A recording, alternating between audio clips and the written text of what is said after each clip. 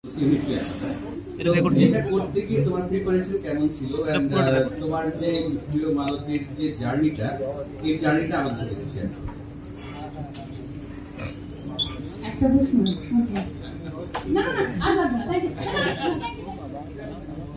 একটা প্রশ্নটা পরে এখান থেকে কিছু প্রশ্ন করতে চান তুমি একটু করতে পারেন তারপরে ওকে তো প্রিয় মালতী হয়ে ওঠার এই জার্নিটা মানে আমি আসলে আমার বলতেই হবে আমি নিজের মতো করে সবসময় যখন থেকে আমি অ্যাক্টিং নিয়ে সিরিয়াস হয়েছি তখন থেকে চেষ্টা করেছি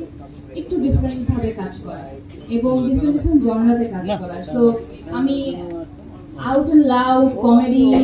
কাজ করেছি, thriller my personal favourite genre, সেখানে কাজ করেছি, রোমান্টিক কাজ করেছি অনেক লম্বা সময় ধরে এবং রমকম বা যেটাই বলেন না কেন আমাদের নাটক ইন্ডাস্ট্রিতে যত ধরনের কাজ হয়েছে I tried to be part of everything and I tried to work with everyone. But প্রিয় মালতীর গল্পটা যখন শঙ্কর ভাই আমার কাছে নিয়ে আসে আমার মনে হয় সেটা গত বছর এপ্রিলের দিকে এবং সে আমাকে জাস্ট খুব ছোট করে গল্পটা শোনায়।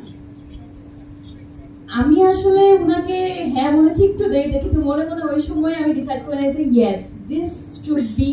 আ ফিল্ম এবং এটা আমি ছাড়া আর কাউকে করতে দিব না অ্যান্ড এটা আমি আজকে শেয়ার করলাম, আগে বলিনি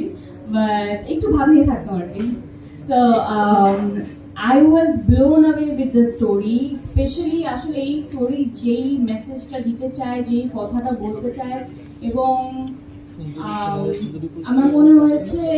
আমি যদি এই ক্যারেক্টারটাকে সুন্দর করে পুল অফ করতে পারি তাহলে এটা আমার ক্যারিয়ারে one of the strongest character হবে এখন পর্যন্ত এবং এই ধরনের গল্প নিয়েই আসলে সিনেমা হওয়া উচিত। আমরা সিনেমাটাকে আসলে হয়তোবা একভাবে দেখি এবং সিনেমাকে এক মানে সিনেমা মনে করি আমরা একটু নাচ গান সবাই অনেক সুন্দর হবে, সেটাও cinema. But I always believe that